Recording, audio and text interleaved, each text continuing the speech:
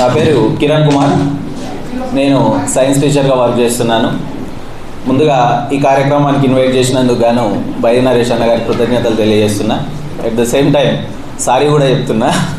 అన్న చెప్పిన టైంకి నేను రాలేకపోయినా, కొన్ని చిన్న కారణాల వల్ల కొంచెం లేట్ అయింది. సో అన్యదా భావించవద్దు.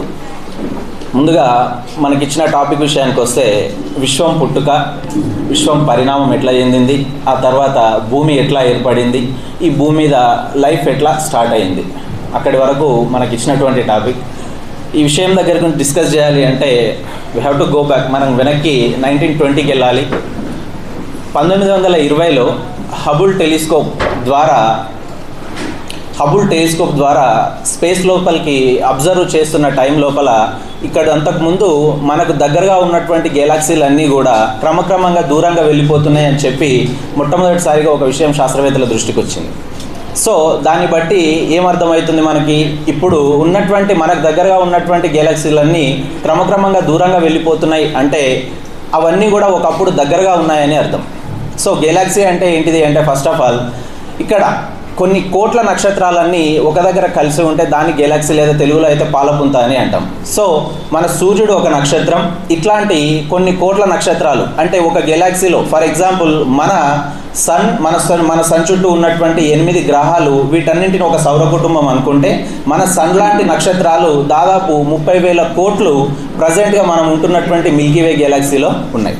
సో సుమారుగా 30,000 కోట్ల నక్షత్రాల చుట్టూ ఉన్నటువంటి గ్రహాలతో కూడినటువంటి 30,000 కోట్లు నక్షత్రాల సౌర కుటుంబాలను అన్నింటినీ కలిపి మనం ఒక గెలాక్సీ అంటున్నాం. సో ఇట్లాంటి గెలాక్సీలు మొత్తం మన యూనివర్స్ లోపల సుమారుగా 20,000 కోట్ల గెలాక్సీలు ఉన్నాయి, 1-2 కాదు. దాన్ని బట్టి ఈ విశ్వం ఎంత పెద్దదో మనకు ఒక క్లారిటీ రావడానికి అవకాశం ఉంటుంది. అంత పెద్దది ఈ విశ్వం. అంత పెద్ద విశ్వంలో మన స్టార్స్ ఉన్నటువంటి గెలాక్సీ ఏదైతే ఉందో దాన్ని మనం మిల్కీవే గెలాక్సీ అని చెప్పుకుంటున్నాం. ఈ మిల్కీవే గెలాక్సీలో ఉన్నటువంటి దాదాపు 30,000 కోట్ల స్టార్స్లో మన స్టార్ కూడా మన సూర్యుడు ఎవరైతే ఉన్నారో ఇది కూడా ఒక చిన్న స్టార్. ఆ స్టార్ చుట్టూ తిరుగుతున్నటువంటి 8 ప్లానెట్స్లో 9 ఉంటుండే, దాంట్లోకి వెళ్ళి ప్లూటోని ఇంటర్నేషనల్ ఆస్ట్రానామికల్ అసోసియేషన్ వాళ్ళు దాన్ని తీసేయడం జరిగింది. అది గ్రహ నియమాలను పాటించడం లేదు అని చెప్పి తీసేయడం జరిగింది. సో ప్రజెంట్గా ఉన్నాయి 9 గ్రహాలు కాదు, కేవలం అష్టగ్రహాలు, 8 గ్రహాలు మాత్రమే ఉన్నాయి. ఈ 8 గ్రహాలలో మన భూమి కూడా ఒక గ్రహం. సో అమెరికాలో ఈ హబుల్ టెలిస్కోప్ నుంచి అబ్జర్వ్ చేస్తున్నటువంటి క్రమం లోపల వాళ్ళకి అర్థమైనటువంటి విషయం ఏంటిది అంటే, ఈ గెలాక్సీలన్నీ క్రమక్రమంగా మన నుంచి దూరంగా వెళ్ళిపోతున్నాయి అని చెప్పి తెలిసింది. సో ఈ పదార్థం అంతా కూడా, గెలాక్సీలన్నీ కూడా ఇప్పుడు దూరంగా వెళ్తున్నాయి అంటే అవన్నీ కూడా ఒకప్పుడు దగ్గరగా ఉండి ఆ తర్వాత దూరంగా వెళ్తున్నాయని అర్థం, అంతే కదా. ఇప్పుడు క్రమంగా దూరంగా వెళ్తున్నాయి అంటే అవన్నీ ఒకప్పుడు ఒకే దగ్గర ఉన్నాయని అర్థం. ఆ లెక్కన ఇప్పుడు ఆ గెలాక్సీలు మన నుంచి దూరం జరుగుతున్నటువంటి ఆ స్పీడ్ని మనం క్యాలిక్యులేట్ చేసుకుంటూ శాస్త్రవేత్తలు వెనక్కి వెళ్ళినట్లయితే ఈ మొత్తం ప్రాసెస్ అంతా కూడా గెలాక్సీలు ఇట్లా దూరంగా ఎక్స్పాండ్ కావడం, గెలాక్సీలు దూరంగా ఎక్స్పాండ్ అవుతున్నాయి అంటే దాని అర్థం విశ్వం ఎక్స్పాండ్ అవుతుందని అర్థం. విశ్వం ఇట్లా ఎక్స్పాండ్ కావడం అనేది ఎక్కడ స్టార్ట్ అయింది అని శాస్త్రవేత్తలు వెనక్కి ఇప్పుడు ఎక్స్పాండ్ అవుతున్న వేగంతో క్యాలిక్యులేట్ చేసుకుంటూ వెనక్కి వెళ్తే దాదాపు 13,80,00,000 సంవత్సరాల క్రింద మొట్టమొదటిసారిగా ఈ పదార్థం అంతా, ఇప్పుడున్నటువంటి గెలాక్సీలు మొత్తం సోలార్ మెటీరియల్ అంతా ఏదైతే ఉంటుందో ఇదంతా కూడా 13.8 బిలియన్ సంవత్సరాలు, లేదా 13,80,00,000 సంవత్సరాల కింద ఏదైతే ఉందో అక్కడ ఒకటే దగ్గర ఈ మెటీరియల్ అంతా ఉంది అని చెప్పి శాస్త్రవేత్తలకి అర్థమైంది. ఆ లెక్కన మనం వెనక్కి వెళ్ళినట్లయితే 13.8 బిలియన్ సంవత్సరాల క్రింద ఈ మొత్తం యూనివర్స్ అంతా కూడా ఒకటే పాయింట్, ఒక చిన్న పాయింట్, దాన్ని సింగ్యులారిటీ అంటాం. సింగ్యులారిటీ దగ్గర ఈ యూనివర్స్ ఉండింది. మొదటగా అక్కడ మ్యాటర్ ఉందా అంటే మ్యాటర్ లేదు. ఏమున్నది అక్కడ? ఉన్నది అంతా కేవలం ఎనర్జీ. ఒక సింగిల్ పాయింట్ దగ్గర ఎనర్జీ మాత్రమే ఉన్నది. ఆ ఎనర్జీ ఆ పర్టికులర్ టైం నుంచి ఎక్స్పాండ్ కావడం మొదలైంది. ఇక్కడ బిగ్ బ్యాంగ్ అంటే ఒకసారిగా విస్ఫోటనం చెందింది అని కొంతమంది ఒపీనియన్. అట్లా కాదు, అది ఎక్స్పాండ్ కావడం మొదలుపెట్టింది అని కొంతమంది ఒపీనియన్. ఏది ఏమైనప్పటికీ 13.8 బిలియన్ సంవత్సరాల క్రింద మొట్టమొదటిగా ఆ సింగ్యులారిటీ అనే పాయింట్ దగ్గర నుంచి ఈ యూనివర్స్ ఎక్స్పాండ్ కావడం మొదలైంది. అక్కడ ఉన్నటువంటి ఎనర్జీ, ఐన్స్టీన్ చెప్పినట్లుగా, ఐన్స్టీన్ ఏం చెప్పిండు, E=mc² అనే సూత్రాన్ని చెప్పిండు మనకి. దాని ద్వారా మనకి ఏమర్థమవుతుంది, ఈ అంటే ఎనర్జీ పదార్థంగా మారుతుంది, పదార్థం ఎనర్జీగా మారుతుంది. సో అక్కడ ఉన్నటువంటి ఎనర్జీ ఎక్స్పాండ్ కావడం ఎప్పుడైతే మొదలైందో అట్లా ఎక్స్పాండ్ అవుతూ ఆ ఎనర్జీగా ఉన్నటువంటి ఎనర్జీ కాస్త ఏమైన తర్వాత పదార్థంగా మారింది.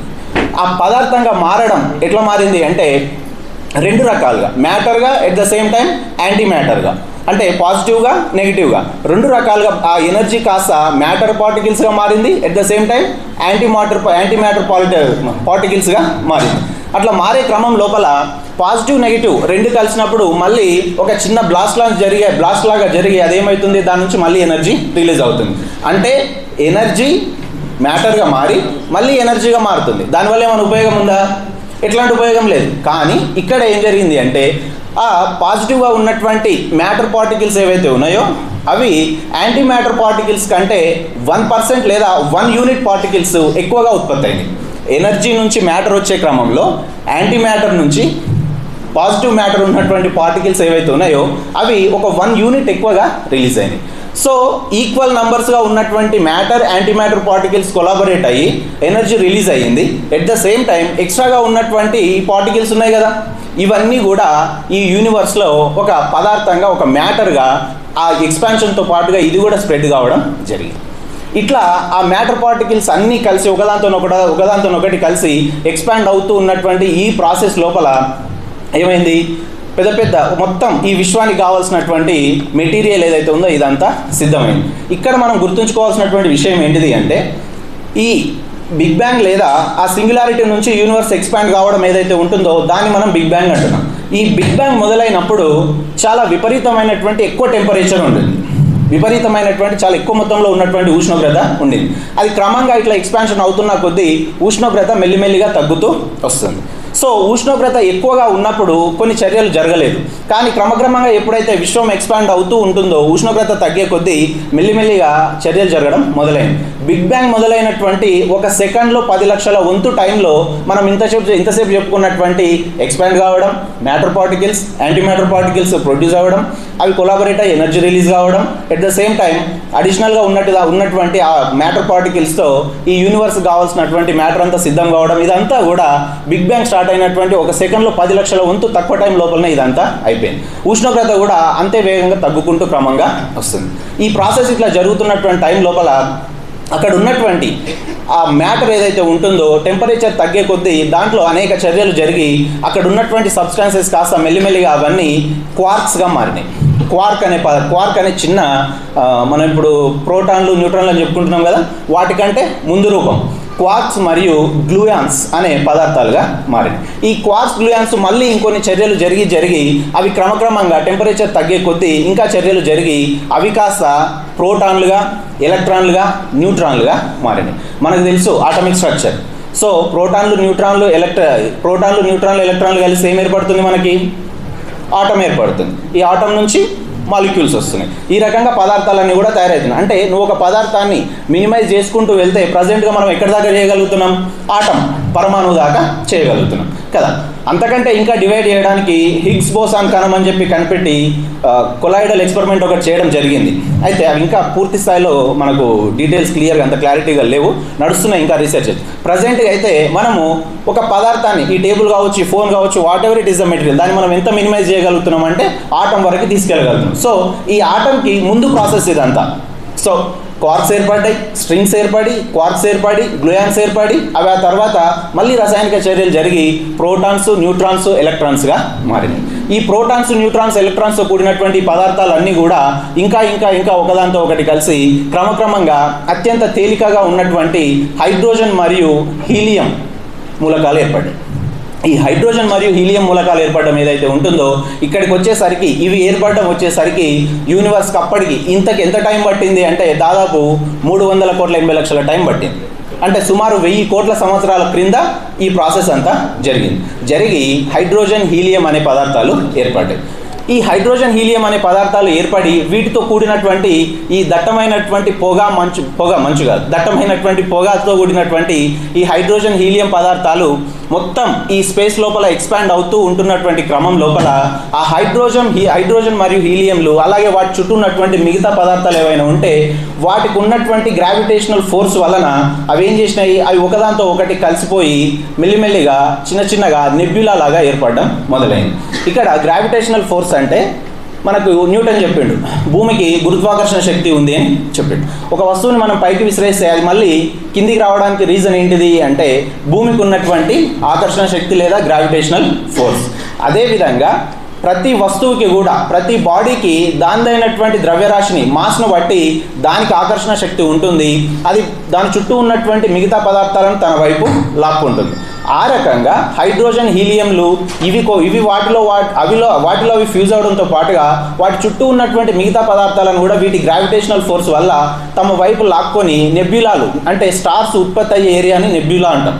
నెబ్యులాలుగా మారి అంటే దట్టమైన పొగతో ఉన్నటువంటి నెబ్యులాగా మారి మిగతా వాటిని కలుపుకొని క్రమక్రమంగా స్టార్స్గా మారింది. ఈ రకంగా నక్షత్రాల ఆవిర్భావం అనేది జరిగింది. క్లియర్గా ఉందా ఏమన్నా? ఇంకా కొంచెం స్లోగా ఓకే కదా? కొంచెం అంటే టాపికే కొంచెం అట్లా ఉంటుంది, ఇక దాన్ని అట్లాగే వెళ్ళాలి. వీలైనంత వరకు సింప్లిఫై చెప్పడానికి ట్రై చేస్తున్నా. అంతే సింపుల్గా ఒక స్టోరీ లాగా గుర్తుపెట్టుకోండి. క్యాలిక్యులేషన్స్ అవన్నీ గుర్తుపెట్టుకుంటే మొత్తం కన్ఫ్యూజ్ అయిపోతాం. కాబట్టి ఒక సింపుల్ స్టోరీ లాగా గుర్తుపెట్టుకోవడానికి ట్రై చేయండి, ఈజీగానే ఉంటుంది. సో అట్లా స్టార్స్ ఫామ్ అయినాయి. ఈ స్టార్స్ గురించి కొన్ని విషయాలు మనం డిస్కస్ చేసుకోవాలి. ఏంటిది అంటే ఒక స్టార్ ఎట్లా ఉంటుంది అంటే, ఫర్ ఎగ్జాంపుల్ మన ఎర్త్ రొటేట్ అవుతున్నటువంటి స్టార్ను తీసుకున్నట్లయితే స్టార్ మధ్యలో ఇన్నర్ కోర్ ఉంటుంది, దానిపైన అవుటర్ కోర్ ఉంటుంది, దానిపైన మ్యాంటెల్ ఉంటుంది, దానిపైన క్రస్ట్ ఉంటుంది. ఈ లేయర్స్ ఉన్నప్పుడు లోపల ఉన్నటువంటి ఇన్నర్ కోర్ ఏదైతే ఉంటుందో ఆ ఇన్నర్ కోర్ లోపల హైడ్రోజన్ హీలియం ఉన్నాయి కదా ఫస్ట్ వచ్చినటువంటివి. ఈ హైడ్రోజన్ హీలియం 4 హైడ్రోజన్ ఎలిమెంట్స్ ఒకదాంతో ఒకటి కలిసి ఫామ్ అయితే హీలియం ఏర్పడుతుంది. సో ఈ హైడ్రోజన్లు అన్నీ కలిసి హీలియం ఏర్పడుతుంది. ఇట్లా ఏర్పడుతున్నటువంటి క్రమంలో ఈ 4 హైడ్రోజన్ల యొక్క మాస్తో పోలిస్తే హీలియం యొక్క మాస్ తక్కువగా ఉంటుంది. అంటే ఈ 4 హైడ్రోజన్లు కలిసి హీలియం ఏర్పడినప్పుడు కొంత మాస్ మిస్ అయింది అంటే అది ఎక్కడికి వెళ్తున్నట్టు ఎనర్జీ లాగా బయటకి రిలీజ్ అవుతుంది. ఆ ఎనర్జీనే మనకు సూర్యుడి నుంచి మన స్టార్ నుంచి వస్తున్నటువంటి వేడి కావచ్చు, లైట్ కావచ్చు, ఇవన్నీ కూడా అట్లా వచ్చినటువంటి ఎనర్జీనే. సో దీన్ని కేంద్రక సంలీన చర్య అంటాం. హైడ్రోజన్ ఎలిమెంట్స్ కలిసి హీలియం మాలిక్యూల్ ఫామ్ అయ్యేది ఏదైతే ఉంటుందో, హీలియం ఎలిమెంట్ ఫామ్ అయ్యేది ఏదైతే ఉంటుందో దాన్ని మనం కేంద్రక సంలీన చర్య అంటాం, న్యూక్లియర్ ఫ్యూజన్ అంటాం. ఈ న్యూక్లియర్ ఫ్యూజన్ జరిగినప్పుడు ఆ ఎక్కువగా మిస్ అయినటువంటి మాస్ ఏదైతే ఉంటుందో అదే ఎనర్జీగా బయటకు రిలీజ్ అవుతుంది. అట్లా ఇన్నర్ కోర్లో జరిగే ఈ చర్యల వలన సూర్యుడు లాంటి నక్షత్రాల నుంచి బయటకి శక్తి విడుదల అవుతుంది. ఆ శక్తి వేడి, టెంపరేచర్, లైట్ ఇవన్నీ దాని ద్వారా అట్లానే బయటకి వస్తుంటాయి. ఇక్కడ ఆ స్టార్కి కూడా గ్రావిటీ ఉంటుంది కదా న్యూటన్ చెప్పినట్టుగా. వేరే భూమి మీద ఉన్నటువంటి అన్ని పార్టికల్స్కి ఎట్లాగైతే గ్రావిటీ ఉంటుందో ఆ స్టార్కి కూడా అలాగే గ్రావిటీ ఉంటుంది. ఇక్కడ ఒక స్టార్ బ్యాలెన్స్డ్గా ఉండడానికి కొన్ని కోట్ల సంవత్సరాల పాటు అది బ్యాలెన్స్డ్గా ఉండడానికి రీజన్ ఏంటిది అంటే లోపల జరుగుతున్నటువంటి కేంద్రక సంలీనం వల్ల ఉత్పత్తి అవుతున్నటువంటి శక్తి, బయట దానికి ఉన్నటువంటి గురుత్వాకర్షణ శక్తి, ఈ 2 శక్తుల వల్ల ఏమవుతుంది స్టార్ బ్యాలెన్స్డ్గా ఉంటుంది. అయితే ఎప్పుడైతే స్టార్ లోపల ఉన్నటువంటి ఇన్నర్ కోర్లో ఉన్నటువంటి హైడ్రోజన్ హీలియం ఎలిమెంట్స్ ఎప్పుడైతే వాటి శాతం తగ్గిపోతుందో అంటే స్టార్ మండడానికి అవసరమైనటువంటి ఇంధనం అయిపోతుందో అప్పుడు లోపల కేంద్రక సంలీన చర్య జరగదు కదా ఇన్నర్ కోర్ లోపల. జరగనప్పుడు బ్యాలెన్స్ మిస్ అవుతుంది. బయట ఉన్నటువంటి గ్రావిటేషనల్ ఫోర్స్కి లోపల నుంచి వచ్చే కేంద్రక సంలీన చర్యకి ఉన్నటువంటి బ్యాలెన్స్ వల్ల స్టార్ ఎట్లాగైతే సస్టైన్ అయిందో ఆ బ్యాలెన్స్ మిస్ అయిపోయి స్టార్ అవుటర్ వైపు నుంచి మెల్లిమెల్లిగా దాని గ్రావిటేషనల్ ఫోర్స్ లోపలికి అదే కొలైడ్ అయిపోయి కొన్ని రోజులకి ఆ స్టార్ చనిపోతుంది. ఈ రకంగా స్టార్ ఎక్స్టింక్ట్ అయిన తర్వాత ఆ స్టార్ యొక్క సైజ్ చిన్నగా ఉంటేనేమో అది న్యూట్రాన్ స్టార్గా మారుతుంది. ఒకవేళ స్టార్ బాగా పెద్దగా ఉన్నట్లయితే, పెద్దగా అంటే ఇన్ ద సెన్స్ ఇప్పుడు మనం ఉన్నటువంటి సూర్యుడు సైజ్ కంటే కూడా దాదాపు 1,40,000 కోట్ల కిలోమీటర్లు మన సూర్యుని యొక్క వ్యాసం, దానికి 20 రెట్లు పెద్దగా ఉంటే అప్పుడు ఆ స్టార్ బ్లాక్ హోల్గా మారుతుంది. చనిపోయిన తర్వాత దానిలో ఉన్నటువంటి ఇంధనం అయిపోయిన తర్వాత అప్పుడు అది బ్లాక్ హోల్గా మారుతుంది. సో ఇది ఒక స్టార్ పుట్టే విధానము, స్టార్ ఎక్స్టింక్ట్ అయ్యే విధానం.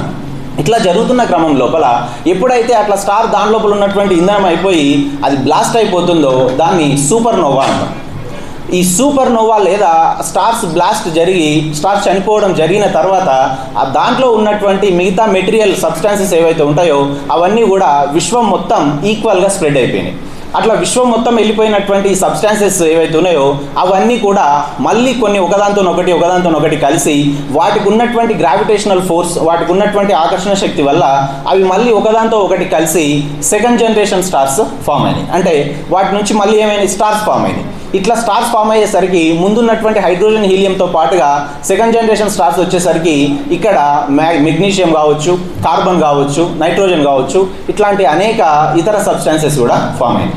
అవి ఫామ్ అయ్యి ఈ స్టార్స్ ఫామ్ అయిన తర్వాత మిగతా చుట్టూ ఉన్నటువంటి పదార్థాలు ఏవైతే ఉంటాయో అవన్నీ కూడా మళ్ళీ కలిసి ఈ స్టార్ చుట్టూ ఉన్నటువంటి ఎర్త్, రిమైనింగ్ ప్లాంట్స్ ఏవైతే ఉన్నాయో ఈ ప్లానెట్స్ రిమైనింగ్ ప్లానెట్స్, గ్రహాలు ఏవైతే ఉన్నాయో ఇవన్నీ కూడా ఫామ్ కావడం మొదలైంది. ఆ రకంగా సూపర్నోవా జరిగి స్టార్స్ బ్లాస్ట్ అయ్యి దాని నుంచి అనేక సబ్స్టాన్సెస్ స్పేస్ లోపలికి వెదజల్లబడి ఆ పదార్థాలు వాటి గ్రావిటేషనల్ ఫోర్స్ వల్ల మళ్ళీ వాటి చుట్టూ ఉన్న పదార్థాలను కలుపుకొని అనేక స్టార్స్ ఏర్పడి ఆ స్టార్స్ అన్ని వాటి గ్రావిటేషనల్ ఫోర్స్ వల్ల ఒకటే దగ్గర తిరుగుతూ ఉండడం వల్ల ఇందాక చెప్పుకున్నట్టుగా ఒక 30,000 కోట్ల స్టార్స్ ఒక దగ్గర వస్తే అప్పుడు దాన్ని ఏమంటాం? గెలాక్సీ అంటాం. అట్లా గెలాక్సీలు ఫామ్ అయ్యి ఆ గెలాక్సీల మధ్యలో మళ్ళీ స్టార్స్ ఫామ్ అయ్యి ఆ స్టార్స్ చుట్టూ మిగిలిన పదార్థం ఏదైతే ఉంటుందో ఆ పదార్థంతో గ్రహాలు ఏర్పడ్డాయి. అట్లా మన సూర్యుని చుట్టూ ఏర్పడ్డటువంటి అనేక గ్రహాల లోపల మన ఎర్త్ కూడా ఒక గ్రహం. ఈ మొత్తం ప్రాసెస్ అయిపోయేసరికి భూమి మీద ఉన్నటువంటి స్పేస్లో ఉన్నటువంటి టెంపరేచర్, ఎక్కువ టెంపరేచర్ దగ్గర నుంచి మొదలై క్రమక్రమంగా ఉష్ణోగ్రత తగ్గుతూ వస్తుంది. At the same time Vishwam expand అవుతూ వస్తుంది.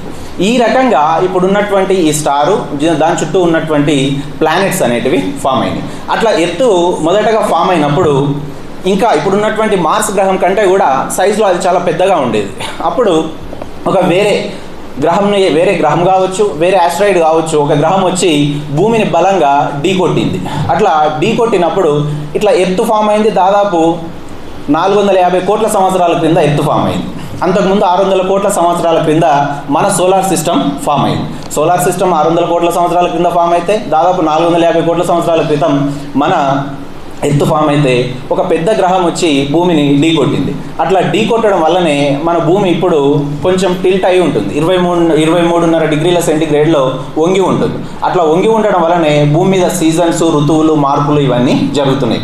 అట్లా వచ్చి భూగ్రహాన్ని ఢీకొట్టినప్పుడు ఈ భూగ్రహం నుంచి విడిపోయినటువంటి ఒక ముక్క మూన్గా మారింది. ఇది ఎర్త్కి శాటిలైట్ ఉపగ్రహంగా మారింది. ఎట్లా అట్లా ఉండగలుగుతుంది అంటే న్యూటన్ చెప్పింది.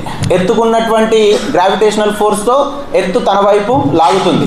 మూన్కు ఉన్నటువంటి దాని ద్రవ్యరాశికి అనుగుణంగా దానికి ఉన్నటువంటి గ్రావిటేషనల్ ఫోర్స్తో అది దూరం వెళ్ళడానికి ప్రయత్నం చేస్తుంది. ఈ రెండింటి మధ్యన ఉన్నటువంటి చర్యల వలన అది ఎక్కడ ఉండాలో అక్కడ ఉండి అట్లా భూమి చుట్టూ తిరుగుతూ ఉంటుంది. అదేవిధంగా సన్కు ఉన్నటువంటి గ్రావిటేషనల్ ఫోర్స్ వలన సన్ ప్లానెట్స్ని తన వైపు లాగుతుంది. అదేవిధంగా ఈ భూమి మిగతా గ్రహాలకు వాటికి ఉన్న ద్రవ్యరాశికి అనుకూలంగా వాటికి ఉన్నటువంటి గ్రావిటేషనల్ అంటే గురుత్వాకర్షణ బలం వల్ల అవి దూరం వెళ్ళడానికి ప్రయత్నం చేస్తాయి. ఈ ప్రాసెస్ లోపల అవి అట్లాగా నిర్దిష్ట కక్షలో తిరుగుతూ ఉంటాయి. ఇదే న్యూటన్ చెప్పినటువంటి ముఖ్యమైనటువంటి విషయం. అట్లా మూన్ ఫామ్ అయినప్పుడు మొదటగా భూమికి 22,000 కిలోమీటర్ల దూరంలోనే ఉండేటోడు. ఆ తర్వాత ఇంకా మాస్లో వచ్చేటువంటి చేంజెస్ వల్ల, గ్రావిటేషనల్ ఫోర్సెస్లో వచ్చినటువంటి చేంజెస్ వల్ల క్రమక్రమంగా ఇప్పుడు దాదాపు 134,000 కిలోమీటర్ల దూరంలో మూన్ ఉంటున్నాడు. ఇంకా కొన్ని 100 కోట్ల సంవత్సరాలు దాటితే మూన్ కంప్లీట్గా ఎర్త్ గ్రావిటేషన్ని దాటి ఈ సోలార్ సిస్టంలో ఒక ప్లానెట్గా తిరగడానికి కూడా అవకాశం ఉందని శాస్త్రవేత్తల యొక్క అంచనా.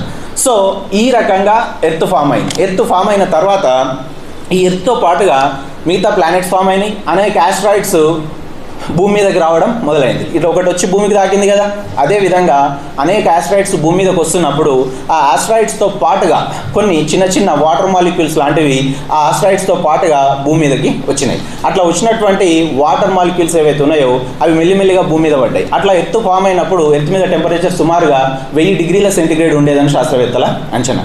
అప్పటికి ఆక్సిజన్ లేదు, మొక్కలు లేవు, జంతువులు ఏవి లేవు. అట్లా ఎర్త్ ఫామ్ అయి దాని మీదకి స్పేస్ నుంచి ఆస్ట్రాయిడ్స్ వచ్చి ఆ ఆస్ట్రాయిడ్స్తో పాటుగా వాటి నుంచి చిన్న వాటర్ మాలిక్యూల్స్ లాంటి వాటిని తీసుకొచ్చి భూమి మీద వాటర్ మాలిక్యూల్స్ ఎక్కువయ్యి అవి క్రమక్రమంగా ఎక్కడైతే టెంపరేచర్ ఎక్కువ ఉంటుందో వాటర్ వేపర్ అవుతుంది కదా, ఆ రకంగా ఆ వాటర్ కాస్త మళ్ళీ నీటి ఆవిరిగా మారి మేఘాలు ఏర్పడి విపరీతంగా కొన్ని 100 సంవత్సరాల పాటు క్రమంగా అవి వర్షాలు పడి ఆ వర్షాలు మెల్లిమెల్లిగా భూమి మీద ఎక్కడెక్కడైతే లోతట్టు ప్రాంతం ఉందో ఆ లోతట్టు ప్రాంతం దగ్గరికి ఈ వర్షం వల్ల వచ్చినటువంటి నీరు వెళ్ళి అవన్నీ సముద్రాలుగా మారినాయి. మిగిలింది మాత్రమే భూమిగా ఉండిపోయింది. దీంతో పాటుగా అప్పుడు ఎన్విరాన్మెంట్ లేదు కాబట్టి భూమి ఏర్పడ్డ మొదట్లో ఉన్నటువంటి ఈ వర్షాలు పడడంతో భూమి వాతావరణం చల్లబడ్డ తర్వాత భూమి మీద ఉన్నటువంటి ఈ రాళ్ళు, పర్వతాలు వీటి నుంచి విడుదలైనటువంటి కొన్ని వాయువులు, ఈ వర్షాల వల్ల వచ్చినటువంటి మార్పులు, ఆ నీరు సముద్రాల లోపలికి వెళ్ళినప్పుడు జరిగినటువంటి మార్పులు, ఇవన్నీ కలిసి సముద్రంలో నీటి లోపల లవణ శాతం ఎక్కువగా ఉంటుంది. అందుకే సముద్రపు నీళ్ళకి లవణ శాతం ఎక్కువగా ఉంటుంది. సో ఈ సముద్రపు నీటి లోపల అదంతా కూడా ఇవన్నీ కలగలిసి ఒక ప్రీబయోటిక్ సూప్గా మారింది. ప్రీబయోటిక్ సూప్గా మారి దాంట్లో కొన్ని వందల కోట్ల సంవత్సరాల పాటు అనేక చిన్న చిన్న మార్పులు జరిగి వీటితో పాటుగా ఈ ఆస్ట్రాయిడ్స్ ఎర్త్ మీదకి వచ్చినప్పుడు ఈ వాటర్ మాలిక్యూల్స్తో పాటుగా అమైనో యాసిడ్స్ని ఇంకొన్ని ఇతర కెమికల్స్ కూడా వాటితో పాటుగా భూమి మీదకి వచ్చినాయి. ఇవన్నీ కలగలిసి ఇక్కడ ఉన్నటువంటి కార్బన్, ఇక్కడ ఉన్నటువంటి హైడ్రోజన్, ఇవన్నీ ప్లస్ వాటర్ ద్వారా వచ్చినటువంటి ఇతర పదార్థాలు ఇవన్నీ కలిసి కొన్ని వందల సంవత్సరాల పాటు చిన్న చిన్న చర్యలు, అంటే అవన్నీ సక్సెస్ కానటువంటి చర్యలు, వందల వేల సార్లు ఆ చర్యలు జరగవచ్చు, ఫెయిల్ అయిపోవచ్చు. అట్లా జరిగి ఏదో ఒక టైంలో ఒక చిన్న జీవి అని చెప్పడానికి వీల్లేనటువంటి ఒక న్యూక్లియస్ మెటీరియల్, ఒక డిఎన్ఏ ఆర్ఎన్ఏ లాంటి ఒక చిన్న పదార్థం ఒకటి ఏర్పడింది. అట్లా ఏర్పడ్డటువంటి ఆ మొట్టమొదట లైఫ్కు రీజన్ అయినటువంటి ఆ పదార్థాన్ని లూకా అంటారు. లాస్ట్ యూనివర్సల్ కామన్ యాన్సెస్టర్, భూమి మీద ఉన్నటువంటి జీవులకన్నిటికీ కామన్ యాన్సెస్టర్గా ఆ లూకా అని చెప్తాం. ఆ లూకా ఇంకొన్ని చిన్న చిన్న మార్పులకు లోనై ఒకటి బ్యాక్టీరియాగా, ఒకటి ఆర్కియా లాంటి జీవుల్లాగా, జీవులు కానీ చెప్పలేము పూర్తి స్థాయిలో, అట్లాంటి సబ్స్టాన్సెస్గా కొద్దిగా మారినాయి. ఆ రకంగా బ్యాక్టీరియా తరఫు నుంచి వచ్చింది సైనో బ్యాక్టీరియా.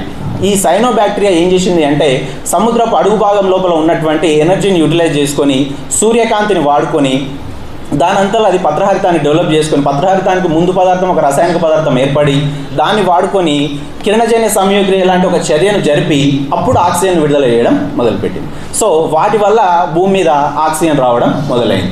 ఆక్సిజన్ ఎప్పుడైతే వచ్చిందో అప్పుడు ఇంకా భూమి మీద లైఫ్ ఏర్పడడానికి కావాల్సినటువంటి మొత్తం స్టేట్మెంట్ అంతా సిద్ధమైపోయినట్లుగా అయ్యింది. ఆ మొట్టమొదటి వచ్చినటువంటి ఆ సైనో బ్యాక్టీరియాలు ఏవైతే ఉంటాయో ఇప్పటికీ సముద్రపు అడుగు భాగం లోపల స్పష్టంగా ఉన్నాయి. వాటిని శాస్త్రవేత్తలు అబ్జర్వ్ చేసి ఇంకా వాటి నుంచి ఆక్సిజన్ విడుదలవుతుందని చెప్తున్నారు. సో ఈ రకంగా భూమి మీద లైఫ్ అనేది స్టార్ట్ అయింది. ఆ తర్వాత అది ఎట్లా ఎవల్యూట్ అయింది అన్నది సార్ చెప్తాడు. ఇది ఇక్కడ దాదాపు 1400 కోట్ల సంవత్సరాల క్రితం ఒక సింగులారిటీ పాయింట్ దగ్గర స్టార్ట్ అయినటువంటి విషయము భూమి మీద 350 కోట్ల సంవత్సరాల క్రితం మొట్టమొదటి లైఫ్ లాంటి ఒక చిన్న స్ట్రక్చర్ ఏర్పడడంతో ఈ స్పేస్ ఎట్లా పుట్టింది, స్టార్స్ ఎట్లా పుట్టినాయి, వాటి నుంచి సెకండ్ జనరేషన్ స్టార్స్ ఎట్లా వచ్చినాయి, వాటి నుంచి ప్లానెట్స్ ఎట్లా వచ్చినాయి, ఇది దీని వెనకాల ఉన్నటువంటి స్టోరీ. ఇక్కడ గుర్తుపెట్టుకోవాల్సిన విషయాలు ఏంటి అంటే సైజ్ మ్యాటర్స్. ఎర్త్ చాలా చిన్నగా ఉంటుంది. ఓకే, ఎర్త్ యొక్క డయామీటర్ మనం తీసుకున్నట్లయితే 12,742 కిలోమీటర్లు సంథింగ్ అట్లా ఉంటుంది. స్టార్ తీసుకుంటే 1,40,000 కిలోమీటర్లు సంథింగ్ అట్లా, అంటే చాలా ఎక్కువగా ఉంటుంది. దాంతోపాటుగా ఇక్కడ ఉన్నటువంటి మిగతా అన్ని స్టార్స్ వాటి సైజులలో చాలా పెద్దగా ఉంటాయి. వాటి మధ్యన డిస్టెన్స్ కూడా చాలా ఎక్కువగా ఉంటుంది. So size matters. At the same time big bang start అయినప్పుడు ఉన్న టెంపరేచర్ క్రమక్రమంగా తగ్గుతూ వెళ్తుంది అన్నది ఇంపార్టెంట్. ఆ తర్వాత వాటి మధ్యన ఆకర్షణ శక్తి వలన ఒకదాంతో ఒకటి ఫ్యూజన్ కావడం అనేటివి, ఈ విషయాలన్నీ మనకు అర్థమైతే స్పష్టంగా 13.8 బిలియన్ సంవత్సరాల క్రింద మొదలైనటువంటి బిగ్ బ్యాంగ్ కాస్త సింగులారిటీ కాస్త అట్లా స్ప్రెడ్ అవ్వుకుంటూ 350 కోట్ల సంవత్సరాల క్రింద భూమి మీద మొట్టమొదటి జీవి ఏర్పడడంతో ముగుస్తుంది. ఇక్కడ దీన్నే ఎందుకు నమ్మాలి ఈ విషయం మీద? ఇది నేను ఎక్స్పర్ట్ని కాదు. విషయం ఏంటి అంటే నేను ఫిజిక్స్ సబ్జెక్ట్లో ఎక్స్పర్ట్ని కాదు. ఇదంతా కూడా నేను వివిధ పుస్తకాలు చదవడం ద్వారా నేను చేసుకున్నటువంటి అవగాహన. అనేక పుస్తకాలు చదవడం ద్వారా నేను ఈ యూనివర్స్ ఎట్లా ఫామ్ అయింది అన్న విషయం మీద నాకున్నటువంటి అవగాహన, నాకున్నటువంటి క్లారిటీ. ఇక్కడ మనకు బేసిక్గా వచ్చే డౌట్ ఏంటిది అంటే దీన్నే ఎందుకు నమ్మాలి అంటే రీజన్ ఏంటిది అంటే విశ్వం ఎట్లా ఏర్పడ్డది అన్నదానికి చాలా థియరీస్ ఉన్నాయి. స్టడీ స్టేట్ థియరీ ఉంటుంది, అంటే యథాతథ సిద్ధాంతం అని ఒకటి ఉంటుంది. దాంట్లో ఏంటి అంటే గెలాక్సీలు వాటంతటా అవే విశ్వం స్థిరంగా ఉంటుంది. స్టడీ స్టేట్ అంటే విశ్వం స్థిరంగా ఉంటుంది. స్థిరంగా ఉన్నటువంటి విశ్వంలో మ్యాటర్, గెలాక్సీలో ఉన్నటువంటి మ్యాటర్ ఏదైతే ఉంటుందో అది పుడుతుంది, మళ్ళీ దగ్గర కూర్చుంచుకుపోతుంది, మళ్ళీ పుడుతుంది, కానీ విశ్వం మాత్రం ఇట్లాగే స్థిరంగా ఉంటుంది అని చెప్తుంది. ఇట్లా ఇంకా కొన్ని థియరీలు ఉన్నాయి. వాటన్నింటికంటే కూడా ఎక్కువగా శాస్త్రవేత్తలు నమ్ముతున్నటువంటి థియరీ, ఎక్కువగా మనకు ఆధారాలు ఉన్నటువంటి థియరీ ఏంటిది అంటే బిగ్ బ్యాంగ్ థియరీ. ఈ బిగ్ బ్యాంగ్ థియరీని 1927 లోపల లామెట్రీ అనే శాస్త్రవేత్త ప్రతిపాదించారు. ఆ తర్వాత ఈ 1920లో ఉన్నటువంటి గెలాక్సీలు ఎక్స్పాండ్ అవుతున్నాయి అన్న విషయం తెలియడం కావచ్చు. హబుల్ టెలిస్కోప్ కాదు, హబుల్ అనే సైంటిస్ట్ ఎడ్విన్ హబుల్ అనే సైంటిస్ట్ ఆయన టెలిస్కోప్ ద్వారా చూస్తే ఆ గెలాక్సీ దూరం అవుతున్నాయని చెప్పిండు. ఈయన చెప్పినటువంటి విషయంతోనే ఇది స్టార్ట్ అయింది. ఆ తర్వాత రోజర్ పెన్రోజ్ అనే శాస్త్రవేత్త ఈ స్టార్స్ ఎట్లా పుట్టి ఎట్లా చనిపోతున్నాయి అన్న దాని మీద విషయం స్పష్టంగా చెప్పడం జరిగింది. ఆ తర్వాత 1960లో ఇద్దరు శాస్త్రవేత్తలు, విల్సన్ మరియు ఇంకొక ఆయన ఇవరించి అనుకుంటా, వాళ్ళిద్దరు శాస్త్రవేత్తలు ఒక సూక్ష్మ తరంగాలని గుర్తించడం జరిగింది స్పేస్ లోపల. ఈ మైక్రోవేవ్ ఎలక్ట్రిసిటీ లెంత్ ఏదైతే ఉంటుందో దాన్ని గుర్తించడం జరిగింది. ఈ సూక్ష్మ తరంగాలు ఎక్కడి నుంచి వచ్చినాయి అని చెప్పి వాళ్ళు మొదటగా రేడియో ఫ్రీక్వెన్సీ మీద రీసెర్చ్ చేస్తూ ఉంటే వాళ్ళకి మధ్యలో కంటిన్యూస్గా ఒక ఈకో అంటే మనకు మైక్లో బ్యాక్గ్రౌండ్ సౌండ్ వస్తుంది కదా, కంటిన్యూస్గా ఒక ఈకో సౌండ్ కంటిన్యూస్గా వస్తుంది. ఇది ఎక్కడి నుంచి వస్తుంది అని ఫస్ట్ వాళ్ళు ఏమనుకున్నారు అంటే వాళ్ళ టవర్స్ మీద, మన డిటిహెచ్ టవర్స్ లాంటివి ఉంటాయి, ఆ టవర్స్ మీద పీజిఎన్స్ ఈ పావురాలు వేసే షిట్ వల్ల ఆ ఫ్రీక్వెన్సీ డిస్టర్బ్ అయ్యి సౌండ్ వస్తుందని వాళ్ళు అనుకున్నారు. కానీ దాన్ని ఇంకా డీటెయిల్గా వాళ్ళు వెనక్కి వెళ్ళి చూస్తే ఆ ఈకో యూనివర్స్ ఎక్స్పాండ్ అవుతున్న దాని యొక్క సౌండ్ అది. దాని డీటెయిల్గా వాళ్ళు చెప్పింది ఏంటిదంటే యూనివర్స్ ఎక్స్పాండ్ అవుతున్నప్పుడు రిలీజ్ అవుతున్నటువంటి సౌండ్ మనకి బ్యాక్గ్రౌండ్లో ఎక్కువగా వస్తుంది అని చెప్పింది. ఎట్ ద సేమ్ టైం సూక్ష్మ తరంగాలను వాళ్ళు గుర్తించారు. ఈ సూక్ష్మ తరంగాలు ఏంటివి అంటే 13.8 బిలియన్ సంవత్సరాల క్రింద బిగ్ బ్యాంగ్ స్టార్ట్ అయినప్పుడు రిలీజ్ అయినటువంటి ఎలక్ట్రోమాగ్నెటిక్ స్పెక్ట్రమ్, మొత్తం విద్యుదయస్కాంత వికిరణ వర్ణపటం ఉంటుంది కదా, ఆ వర్ణపటం లోపల ఈ సూక్ష్మ తరంగాలు కూడా ఒక భాగం. ఈ సూక్ష్మ తరంగాలని మనం చూడొచ్చు. మనకు ఇంతకుముందు పాత టీవీలు ఉన్నప్పుడు మధ్యలో ఛానల్ చేంజ్ చేసేటప్పుడు మొత్తం చుక్కలు వస్తుంది. ఆ చుక్కలు ఏంటిది అంటే బికాస్ ఆఫ్ ఆ యూనివర్స్ స్టార్ట్ అయినప్పుడు వచ్చినటువంటి ఆ చుక్కల వల్లనే, సూక్ష్మ తరంగాల వల్లనే ఈ చుక్కలు మనకు కనిపించేవి. సో వీళ్ళు ఆ విషయం చెప్పినందుకు వాళ్ళిద్దరికీ నోబెల్ ప్రైజ్ కూడా రావడం జరిగింది. సో హబుల్ చెప్పినటువంటి గెలాక్సీలు ఎక్స్పాండ్ అవుతున్నాయన్న విషయం కావచ్చు, తర్వాత పెన్రోజ్ చెప్పినటువంటి స్టార్స్ విషయం కావచ్చు, వీళ్ళిద్దరు కనిపెట్టిన విషయం కావచ్చు, ఆ తర్వాత స్టీఫెన్ హాకింగ్ అనే శాస్త్రవేత్త బ్లాక్ హోల్స్ మీద రీసెర్చ్ చేసిండు. బ్లాక్ హోల్స్ మీద రీసెర్చ్ చేసి ప్రతి బ్లాక్ హోల్ చుట్టూ ఉన్నటువంటి హై గ్రావిటేషనల్ ఫోర్స్ ఉన్నటువంటి ఏరియా ఏదైతే ఉంటుందో దాన్ని ఈవెంట్ హారిజాన్ అంటాం. ఈవెంట్ హారిజాన్ గురించి రీసెర్చ్ చేసి ఆయన కూడా ఈ బిగ్ బ్యాంగ్ థియరీకి కావాల్సిన ఆధారాలు ఇవ్వడం జరిగింది. సో ఇంతమంది శాస్త్రవేత్తలు ఇన్ని ఆధారాలు ఉన్నాయి కాబట్టి మిగతా అన్ని సిద్ధాంతాలు, అంటే విశ్వం ఎట్లా ఏర్పడ్డది అన్న విషయంలో మిగతా అన్ని సిద్ధాంతాల కంటే కూడా బిగ్ బ్యాంగ్ థియరీనే ప్రామాణికంగా ఆధారాలతో, రుజువులతో, శాస్త్రీయంగా ఉంటుంది కాబట్టి దీన్ని నమ్మొచ్చు. కాబట్టి ప్రపంచవ్యాప్తంగా అందరూ కూడా ఇప్పుడు బిగ్ బ్యాంగ్ థియరీని విశ్వం ఎట్లా ఏర్పడ్డది అన్న దానికి రీజన్గా చెప్తున్నారు. ఆ తర్వాత హబుల్ పేరు మీద పంపించినటువంటి హబుల్ టెలిస్కోప్ని స్పేస్ లోపలికి పంపిస్తే అది కంటిన్యూస్గా స్పేస్లో ట్రావెల్ చేస్తూ మొత్తం పిక్చర్స్ తీసి నాసాకు పంపిస్తూ ఉంది. దాంట్లో కూడా బిగ్ బ్యాంగ్ థియరీ ద్వారానే యూనివర్స్ ఫామ్ అయిందన్న దానికి ఎవిడెన్స్లు ఉన్నాయి. ఆ హబుల్ టెలిస్కోప్ యొక్క లైఫ్ టైము 2021తో అయిపోతుంది. అందుకనే వీళ్ళు మళ్ళీ జేమ్స్ వెబ్ టెలిస్కోప్ని కూడా నాసా వాళ్ళు ప్రిపేర్ చేసి జేమ్స్ వెబ్ టెలిస్కోప్ని కూడా స్పేస్ లోపలికి పంపించడం జరిగింది. జేమ్స్ వెబ్ టెలిస్కోప్ కూడా కంటిన్యూస్గా స్పేస్ పిక్చర్స్ తీసి పంపిస్తూనే ఉంది. దాంట్లో కూడా ఈ నెబ్యులాలు, బ్లాక్ హోల్స్ లాంటి డయాగ్రామ్లు, డార్క్ మ్యాటర్కి సంబంధించిన విషయాలు, స్టార్స్, సూపర్నోవా జరుగుతున్నటువంటి ఫోటోలు, ఇవన్నీ కంటిన్యూస్గా జేమ్స్ వెబ్ టెలిస్కోప్ కూడా పంపిస్తూనే ఉంది. సో ఇన్ని ఆధారాలు ఇవి స్పష్టంగా ఉన్నాయి కాబట్టి బిగ్ బ్యాంగ్ థియరీనే ప్రామాణికమైందని చెప్పి చాలామంది శాస్త్రవేత్తలు నమ్ముతున్నారు.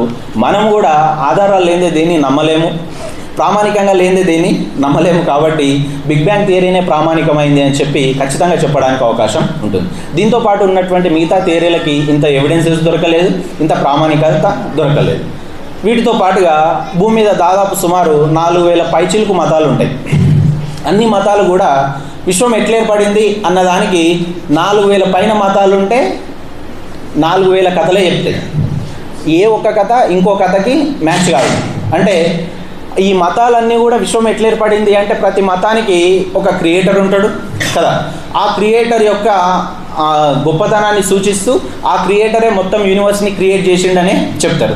ఇన్ని మతాలు చెప్పే ఏ ఒక్క సృష్టికథకు ఇంకో సృష్టికథకు అసలు రిలేషన్ ఉండదు, పొంతన ఉండదు, దానికి ఎట్లాంటి ఆధారాలు ఉండవు.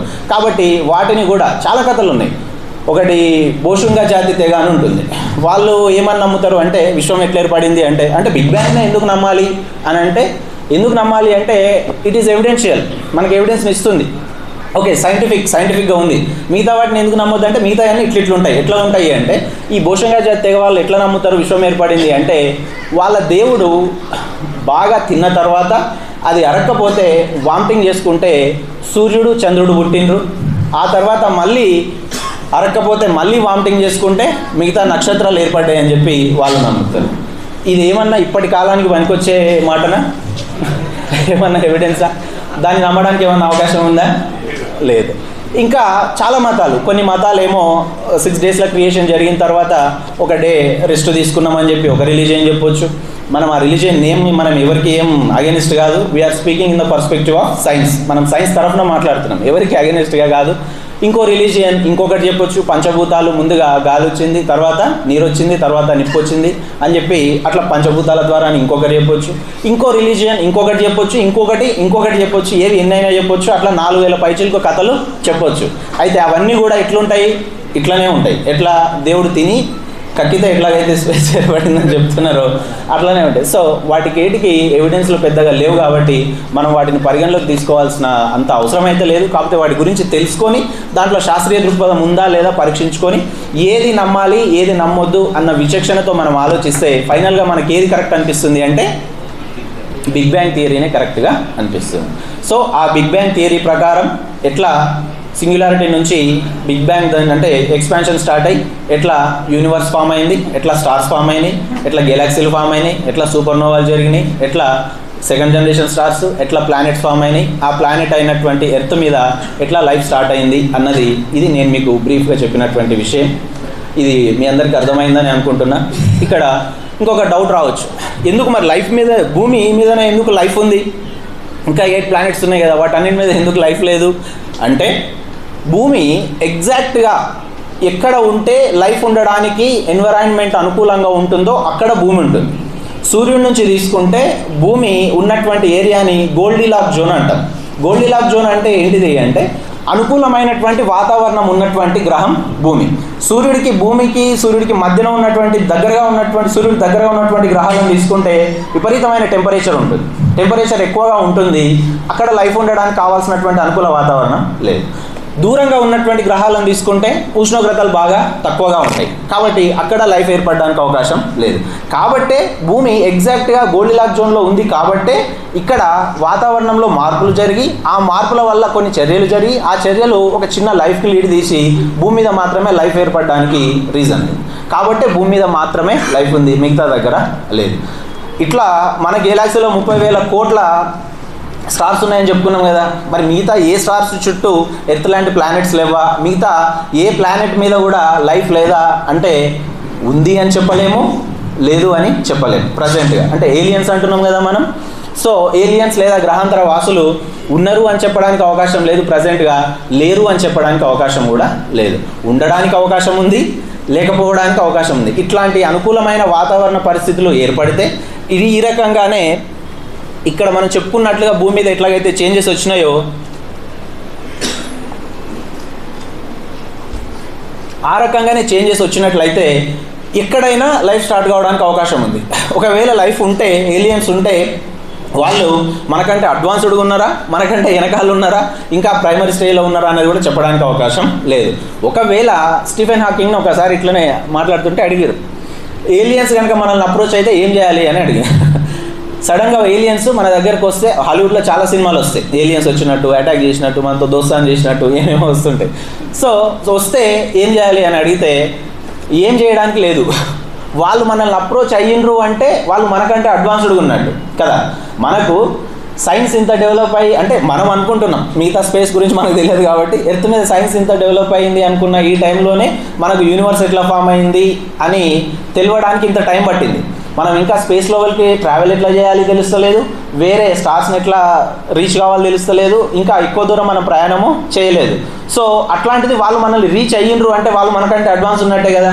సో వాళ్ళు కనుక మనల్ని రీచ్ అయ్యిండ్రు అంటే వాళ్ళు మనకంటే అడ్వాన్స్ ఉన్నట్టు మనం జాగ్రత్తగా ఉండాలి అని స్టీఫెన్ హాకింగ్ చెప్పడం జరిగింది. సో ఏలియన్స్ ఉండొచ్చు, ఉండకపోవచ్చు. కాంక్రీట్ ఎవిడెన్స్ దొరికేదాకా దేన్ని ఉంది అని చెప్పలేము, దేన్ని లేదు అని చెప్పడానికి అవకాశం లేదు, అంటే ఏలియన్స్ విషయంలో. సో ఇంకొకటి, ఈ బ్లాక్ హోల్కి సంబంధించి స్టీఫెన్ హాకింగ్ చెప్పినటువంటి విషయం ఏంటిది అంటే టైం ట్రావెల్ చేయడానికి వీలవుతుందా అన్నది. స్టీఫెన్ హాకింగ్ అయితే టైం ట్రావెల్ చేయాలి అంటే కాంతి వేగాన్ని మించి ప్రయాణం చేసే వెహికల్ని మనం తయారు చేసుకోవాలి. కాంతి ఎంత వేగంతో వెళ్తుంది? ఒక సెకండ్కి సుమారు 3 లక్షల కిలోమీటర్ల వేగంతో వెళ్తుంది. అంటే 94,100,00,000,000 కిలోమీటర్లు అంత వేగంతో వెళ్తుంది. అంత వేగంతో లైట్ ఇయర్ అంటాం మనం దాన్ని. కాంతి సంవత్సరం అంటే కాంతి ఒక సంవత్సరంలో ఎంత దూరం ప్రయాణం చేస్తుందో దాన్ని ఒక కాంతి సంవత్సరం అంటాం. ఒక సెకండ్కి దాదాపు 3 లక్షల కిలోమీటర్ల వేగంతో వెళ్తే ఒక సంవత్సరానికి కాంతి దాదాపు 94,100,000 కిలోమీటర్ల వేగంతో వెళ్తుంది. అంత వేగాన్ని దాటి వెళ్ళగలిగినటువంటి వెహికల్ మనం తయారు చేసుకోవాల్సి వస్తుంది. మన స్పేస్ షిప్స్ కావచ్చు, రాకెట్స్ కావచ్చు, ఇవన్నీ కూడా ఇప్పుడు రాకెట్ ఎంత వెళ్తుంది, గ్రావిటేషనల్ ఫోర్స్ను దాటగలిగితే చాలు, ఎర్త్ గ్రావిటేషన్ ఫోర్స్ని దాటగలిగితే చాలు. ఎర్త్ గ్రావిటీ ఉంటుంది, పైకి వేస్తే కిందికి వస్తుంది. కానీ రాకెట్ వెళ్తుంది అంటే ఎర్త్ గ్రావిటీని దాటుకోవాలి అంటే సెకండ్కి 11.2 కిలోమీటర్ల వేగంతో వెహికల్ వెళ్తుంది. మన రాకెట్స్ అంత స్పీడ్ను దాటిపోతున్నాయి కాబట్టి వెళ్ళిపోగలుగుతున్నాయి. మనం టైం ట్రావెల్ చేసి వేరే గ్రహాల దగ్గరికి, వేరే నక్షత్రాల దగ్గరికి వెళ్ళి మీరు ఉన్నారా లేరా ఏలియన్స్ మీకు హాయ్ చెప్తామని చెప్పాలి అంటే కాంతి సంవత్సరం మన లైట్ ట్రావెల్ చేసేదానికంటే ఎక్కువ వేగంతో వెహికల్స్ని రూపొందించుకోవాలి. అట్లా రూపొందించుకునే అవకాశం ఉందా అంటే ప్రస్తుతానికి అసాధ్యమని చెప్పొచ్చు. బట్ ఫ్యూచర్లో ఏమవుతుందో చెప్పలేము. సో టైం ట్రావెల్ చేయాలి అంటే అంత స్పీడ్తో వెళ్ళే, కాంతి వేగాన్ని మించి వేగంతో వెళ్ళే వెహికల్స్ని రూపొందించుకుంటే అది సాధ్యమవుతుంది. అది చాలా కష్టంతో కూడుకున్నటువంటి పని. ఇప్పటికీ స్పేస్లో అత్యంత వేగంగా వెళ్ళేది కాంతే కాబట్టి దానికంటే వేగంగా వెళ్ళే వస్తువును తయారు చేయాలి అంటే అది కొంచెం క్లిష్టమైనటువంటి విషయం. కాబట్టి స్టీఫెన్ హాకింగ్ ఏం చెప్పిండు అంటే ఒక స్టార్ నుంచి ఇంకో స్టార్ లోపలికి వెళ్ళడానికి ఆయన ఒక ప్రపోజ్ చేసిండు, ఒక థియరీ, జస్ట్ ప్రపోజలే అది, బ్రేక్ త్రూ స్టార్ షాట్ అని చెప్పి ఒకటి చెప్పిండు. కానీ అది ఇంకా ఎప్పటికవుతుందో ఏమవుతుందో స్పష్టంగా చెప్పలేనటువంటి విషయం. సో ఇవి స్పేస్కు సంబంధించి నాకున్నటువంటి అవగాహనతో నేను మీకు చెప్తున్నటువంటి విషయాలు. బహుశా అందరికీ ఒక సింపుల్ క్లారిటీ, స్పేస్ ఎట్లా ఫామ్ అయింది, ఎర్త్ ఎట్లా ఫామ్ అయింది, స్టార్స్ ఎట్లా వచ్చినాయి, లైఫ్ ఎట్లా స్టార్ట్ అయింది అన్న క్లారిటీ మీ అందరికీ వచ్చిందని అనుకుంటున్నాను. నాకు ఈ అవకాశం ఇచ్చినందుకు ప్రధానంగా నరేష్ అన్న గారికి, మీ అందరికీ మూఢనమ్మకాల నిర్మూలన సంఘం కుటుంబ సభ్యులకు అందరికీ మనస్ఫూర్తిగా ధన్యవాదాలు తెలియజేస్తున్నాను. ఈ విషయానికి సంబంధించి ఇంకేమైనా చిన్న డౌట్ల లాంటివి ఏమైనా ఉంటే కూడా యూ మే ఆస్క్. నాకు తెలిస్తే చెప్తా, తెలియకపోతే తెలియదని చెప్తా, అంతే. బ్రో, స్టార్స్ అన్ని పొరలుగా ఉంటాయి అంటున్నారు. ఇప్పుడు సూర్యుడు కొన్ని పెద్ద గ్రహాలు నక్షత్రాలు చల్లబడతాడు, సూర్యుడు చల్లబడడానికి కారణం నెక్స్ట్ ఫ్యూచర్లో చల్లబడతారా? మన సూర్యుడు ఒకటి చిన్న మన భూమి నుంచి విడిపోయిన ఉపగ్రహము, ఇక్కడ ఆక్సిజన్ ఉంది భూమి మీద, ఉపగ్రహం పైన కూడా ఆక్సిజన్ ఉండడానికి అవకాశం ఉందా? ఓకే, 2 క్వశ్చన్స్ మీరు అడిగినాయి. ఒకటి మన సార్ ఏమైనా చెప్పాలి, అది 500 కోట్ల సంవత్సరాల తర్వాత సూర్యుడు నశిస్తాడు, సూర్యుడు నశిస్తే భూమి కూడా నశించవచ్చు అనేది అది నిజమా? Okay, I will explain. So first question brother అడిగింది, క్వశ్చన్ అడిగే వాళ్ళని చేయలేకపోండి. ఓకే అన్న ఎవరెవరు క్వశ్చన్ అడుగుతున్నారు చేయలేకపోండి. ఫస్ట్ బ్రదర్ అడిగింది అన్న వాళ్ళని ఓకే ష్యూర్గా చేసినాం. బుక్స్ రీసెర్చ్ బాగానే చేసినాం. నరేష్ అన్న అంత కాకుండా పర్లేదు. నరేష్ అన్న ఒక 2000 పుస్తకాలు చదువుంటే నేను ఒక 1000 ఆ మధ్యలో చదువుంటాను అనుకో. ఎగ్జాగరేషన్ ఏం కాదు, నిజంగానే. ఓకే, బ్రదర్ అడిగినటువంటి 2 క్వశ్చన్స్ ఏంటి అంటే, ఫస్ట్ వన్, స్టార్ నక్షత్రం చల్లబడిపోతుంది అంటే, నక్షత్రం చల్లబడిపోవడం అంటే నక్షత్రం అసలు ఎట్లా మండుతుంది అంటే దాని ఇన్నర్ కోర్లో ఉన్నటువంటి హైడ్రోజన్ ఎలిమెంట్స్ ఒకదాంతో ఒకటి కేంద్రక సంలీనం జరిగి హీలియంగా మారుతుంటాయి. అట్లా మారుతున్న క్రమంలోనే దాని నుంచి ఎనర్జీ రిలీజ్ అవుతుంది.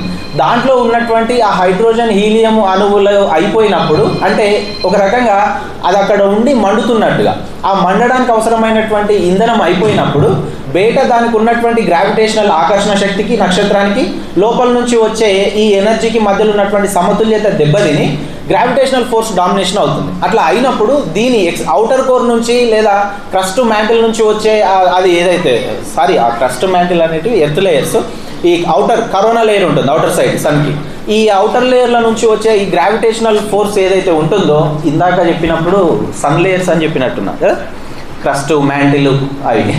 సో ఓకే, అవి సన్ కాదు, అవి ఎర్త్ లేయర్స్. ఈ సన్ యొక్క ఇన్నర్ కోర్ ఏదైతే ఉంటుందో అక్కడ బ్యాలెన్స్ మిస్ అయినప్పుడు బయట నుంచి దాని గురుత్వాకర్షణ శక్తి వల్ల అది దాని లోపలికి కుచించుకుపోతుంది స్టార్. అట్లా కుచించుకుపోయి కొద్ది రోజులకి అది పేలిపోయినట్లుగా ఎక్స్టింక్ట్ అయిపోతుంది. అట్లా అయినప్పుడు ఆ స్టార్ చిన్నదైతే ఏంది మన వేరేగా మారుతుంది. అదే పెద్దదైనట్లయితే న్యూట్రాన్ స్టార్గా మారుతుంది చిన్నదైతే. దాని సైజ్ పెద్ద మొత్తంలో ఉంటే అది అప్పుడు బ్లాక్ హోల్గా మారుతుంది. మన సన్ బ్లాక్ హోల్గా మారడానికి అవకాశం లేదు. మన ఎర్త్కున్నటువంటి సన్ ఎవరైతే ఉన్నారో ఇది బ్లాక్ హోల్గా మారడానికి అవకాశం లేదు. ఇది బ్లాక్ హోల్గా మారడానికి మన సన్ కంటే సుమారు 20,000 రెట్లు 20 రెట్లు సంథింగ్ అంత పెద్దగా ఉంటే తప్ప బ్లాక్ హోల్గా మారే అవకాశం లేదు. ఇంకోటి, మన సన్ మన సూర్యుడి లోపల ఉన్నటువంటి ఇంధనం ఏదైతే ఉంటుందో ఇది దాదాపు ఇంకా 700 కోట్ల సంవత్సరాల వరకు మన సూర్యుడిని మండిస్తూనే ఉంటుంది. కాబట్టి మన సూర్యుడు ఇప్పుడంతలో ఇంధనం అయిపోయి ఆరిపోయేది లేదు, ఇప్పటింతలో మన సూర్యుడు ఎక్స్టింక్ట్ అయ్యేది లేదు, కాబట్టి అప్పటి వరకు మన ఎర్త్కి వచ్చిన డోకా లేదు, అప్పటి వరకు ఇబ్బంది ఏమీ లేదు. సెకండ్ ఇప్పుడు అంటే మీరు చెప్పిందంటే సన్ ఉంది కదా సార్, ఇప్పుడు మనం చూసిన ఫైర్ ఈ సన్ రెండు ఒకటే అనుకోవచ్చు. ఒకటి అంటే ఇక్కడ మనం చూస్తున్న ఫైర్ ఏదైతే ఉందో ఇది ఎక్స్టర్నల్ వస్తున్నటువంటి ఎనర్జీని మనం బయట నుంచి ఇస్తాం ఓకే, మండడానికి. అదే ఇంధనము మండుతున్నంతసేపు దాని నుంచి ఎనర్జీ రిలీజ్ అవుతుంది. అక్కడ ఏంటి అంటే కేంద్రక సంలీన చర్య వల్లనే ఎనర్జీ రిలీజ్ అవుతుంది. సేమ్ అనుకోవచ్చు కదా. బిఫోర్ చెప్పిన ఆన్సర్కి క్వశ్చన్ ఏంటి అంటే నేను అడిగిన క్వశ్చన్ ఇప్పుడు మనం ఆయన అడిగే కదా. నేనేం చెప్తాను అయితే సూర్యుడు లోపల ఇన్కోర్ ఉంటుంది కదా, ఇన్నర్ కోర్ నుంచి వెలువడిన కాంతి అయితే ఏదైతే ఉందో అది బయటికి రానికి ఎన్ని లక్షల సంవత్సరాలు పడుతుంది? ఎగ్జాక్ట్గా నెంబర్ గుర్తులేదు, but okay 6 lakhs, some lakhs ఎక్కువ టైమే పడుతుంది. లోపల నుంచి ఎనర్జీ బయటకు రావడానికి చాలా సంవత్సరాలు పడుతుంది. అది న్యూటాన్ ప్రోటాన్గా మారి ఇటు ట్రావెల్ చేసి తిరుగుతా 6 లక్షల సంవత్సరాలు లోపల తిరుగుతుంది అది. Yes sir. మనం ఇప్పుడు అనుభవిస్తున్న కాంతి 6 లక్షల సంవత్సరాల కింద ఉత్పత్తి అయింది. 6 లక్షల సంవత్సరాల క్రింద కేంద్రక సంలీన చర్య వల్ల ఉత్పత్తి అయినటువంటి ఎనర్జీ ఇప్పుడు అవుటర్ కోర్కి వస్తే అక్కడ నుంచి ఇక్కడికి రావడానికి మళ్ళీ 8 నిమిషాల 11 సెకండ్లు పడుతుంది. సో అంతకు ముందటి ఎనర్జీ అదంతా మనకు చెప్తుంటారు కదా, జాతకాల్లో పుట్టినప్పుడు నక్షత్రాల గ్రహాల కదలికలను బట్టి జాతకం అని చెప్తుంటారు కదా. ఇప్పుడు వచ్చినటువంటి మన ఒక బాబు పుట్టినప్పుడు వచ్చినటువంటి లైట్ ఇక్కడ పడుతుంది అంటే అది ఎప్పుడు పుట్టినట్టు ఆ లైటు 6 లక్షల సంవత్సరాల క్రితం, సార్ చెప్పినట్టు 6 లక్షల సంవత్సరాల క్రితం పుట్టి అక్కడ నుంచి ఇక్కడికి రావడానికి 8 నిమిషాల టైం పట్టినటువంటి లైట్ అది. సో అది మనల్ని ఇంపాక్ట్ చేస్తుంది అనుకోవడం ఎట్లాంటి ఇది లేదు, శాస్త్రీయత లేదు. సో బ్రదర్ ఇంకోటి ఏదో అడిగండు, ఏమో అడిగారు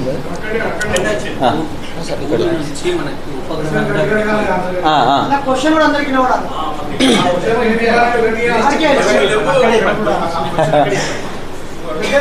సో ఆ బ్రదర్ అడిగింది ఏంటిది అంటే భూమి నుంచి చంద్రుడు ఉపగ్రహంగా విడిపోయింది కదా, మరి అక్కడ ఎందుకు ఆక్సిజన్ లేదు అన్నది బ్రదర్ డౌట్. సింపుల్ ఏంటిది అంటే భూమి మీద లైఫ్ స్టార్ట్ అయిన తర్వాత సైనోబ్యాక్టీరియా లాంటి ఫామ్ అయిన తర్వాత అప్పుడు ఆక్సిజన్ ప్రొడక్షన్ జరిగింది.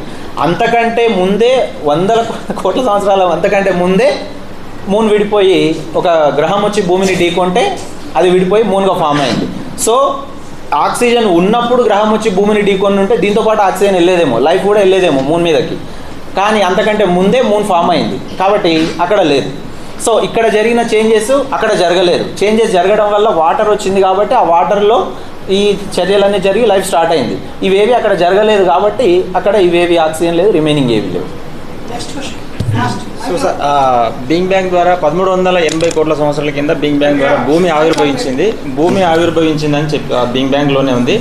1380 కోట్ల సంవత్సరాల తర్వాత 500 కోట్ల సంవత్సరాల తర్వాత భూమి నశించవచ్చు అని బిగ్ బ్యాంగ్ చెప్పింది. సార్ ఇందాక మీరు 700 కోట్ల సంవత్సరాలు ఆ బిగ్ బ్యాంగ్లో నశించవచ్చు అన్నది 500 కోట్ల సంవత్సరాల తర్వాత నశిస్తుందా, ఆ తర్వాత ఏం జరగబోతుంది? Okay, thank you brother. అయితే 700 కోట్ల సంవత్సరాల వరకు మన సూర్యుల్లో ఉన్నటువంటి ఇంధనం మండుతూనే ఉంటుంది కాబట్టి 700 కోట్ల సంవత్సరాల వరకు మన నక్షత్రానికి డోకా లేదు.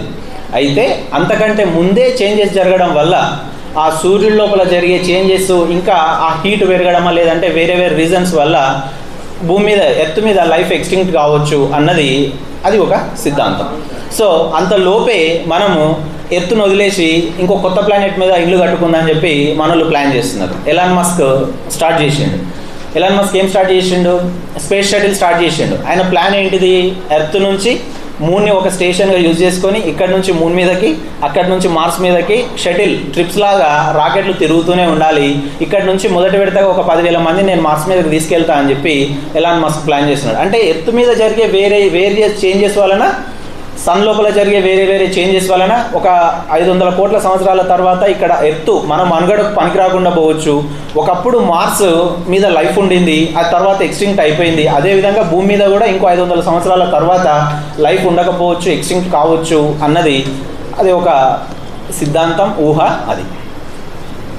ఓకే, ఇప్పుడు భూమి ఒక్క నిమిషం, ఇది అందరికీ సంబంధించిన క్వశ్చన్ ఇది. చెప్పమ్మా. స్టార్స్ పుట్టుక మరణం రెండు ఉంటాయి కదా, సో సన్ కూడా ఒక స్టారే కాబట్టి సన్కి ఎలా పుట్టుక మరణం? సేమ్ ఎట్లాగైతే స్టారు మన సన్ కూడా ఒక స్టారే. అవును, మరి స్టార్ ఎట్లా ఎక్స్పైటెడ్ ఉంటుంది పుట్టుక మరణం ఉన్నట్టే సన్ కూడా ఒక స్టారే కదా, దానికి మన సన్ కూడా దాదాపు 700 కోట్ల సంవత్సరాల తర్వాత దీంట్లో ఉన్న హైడ్రోజన్ హీలియం అణువులు కూడా అయిపోతే మన సన్ కూడా ఎక్స్టింక్ట్ అయిపోతుంది. కౌంట్ ఉంది. ఆ స్టార్ సైజును బట్టి ఉంటుంది. మన స్టార్ సైజును బట్టి స్టార్స్ మన సూర్యుడి సైజులోనే ఉండవు, కొన్ని ఇంకా చాలా పెద్ద సైజులో ఉంటుంది. ఇప్పటివరకు ఐడెంటిఫై చేసిన పెద్ద స్టార్ ఏదో ఉంది, ఐవి సంథింగ్ ఉంది, ఇంకా పెద్ద స్టార్స్ ఉంటాయి. ఆ స్టార్ సైజును బట్టి దాంట్లో ఉన్న హైడ్రోజన్ హీలియం ఆ ఎలిమెంట్స్ని బట్టి దాని లైఫ్ అనేది ఉంటుంది. ఆ ఎనర్జీ ఇక్కడ లైఫ్ ఉండడము అంటే కేంద్రక సంలీన చర్యలు జరిగి దాని నుంచి ఎనర్జీ రిలీజ్ కావడం. కేంద్రక సంలీన చర్యలు జరగడానికి కావాల్సిన హైడ్రోజన్ హీలియం అది లేకపోతే ఆటోమేటిక్గా ఎనర్జీ రిలీజ్ కాదు అంటే బ్యాలెన్స్ తప్పిపోతుంది. స్టార్ దాని లోపలికి అదే కుచించుకుపోయి అయితే ఏది మన న్యూట్రాన్ స్టార్గానైనా మారుతుంది, లేదంటే బ్లాక్ హోల్గానైనా మారుతుంది. ఓకే, సన్ కంటే మిగిలిన స్టార్స్ అన్ని పెద్ద సైజులోనే ఉన్నాయి కదా? పెద్దవి ఉండొచ్చు, చిన్నవి ఉండొచ్చు, ఇంకా చిన్నవి కూడా ఉన్నాయి. డ్వార్ఫ్ స్టార్స్ అంటాం మన న్యూట్రాన్ స్టార్స్ని డ్వార్ఫ్ స్టార్స్ అని కూడా అంటాం. సో అంతకంటే చిన్నవి కూడా ఉన్నాయి, ఇంతకంటే పెద్దవి కూడా ఉన్నాయి. పెద్దగా ఉన్నవి ఇంకా ఎక్స్పైర్ అయిపోయినాయి ఉన్నాయి, ఇంకా చాలా ఉన్నాయి, లేని ఉన్నాయి. ఇంకా మనం రిమైనింగ్ క్వశ్చన్స్ని ఒక ప్యానల్ పెట్టుకుంటే బాగుంటుంది. ఎందుకంటే కిరణ్ సార్తో పాటుగా ఇంకొక 2 రిసోర్స్ పర్సన్స్ సేమ్ వాళ్ళలాగే అవగాహన ఉన్న వాళ్ళు 3 మెంబర్స్ నట్టు పెట్టి మనం ఒక 25 to 30 మెంబర్స్ క్లాస్ రూమ్ లాగా కూర్చొని మనం కూడా ఆ సబ్జెక్ట్లో చదువుకొని వచ్చి మంచి డిస్కషన్, స్టూడెంట్స్ యాంగిల్ నుంచి క్వశ్చన్స్కు వాటి ఆన్సర్స్ కూడా మనం రికార్డ్ చేయాల్సిన అవసరం ఉంది. సో ఇప్పుడు ఒక క్లుప్తమైన అవగాహన, మనకు అవగాహన ఇంకా మనం చెప్పేలాగా నేర్చుకోలేదు, అర్థమైందా?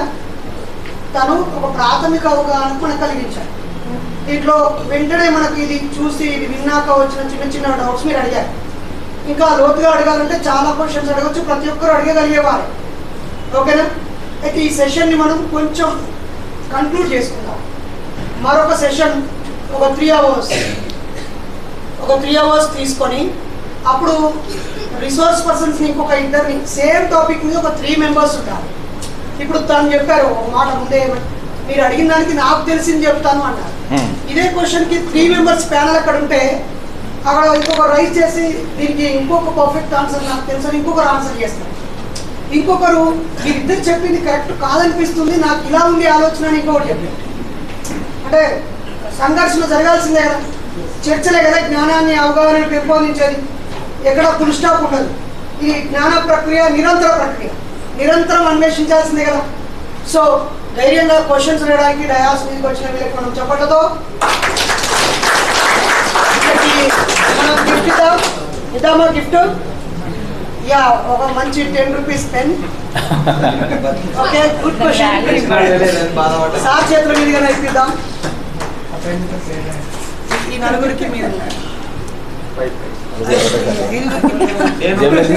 మీరు యా, ప్లీజ్ క్లాప్స్.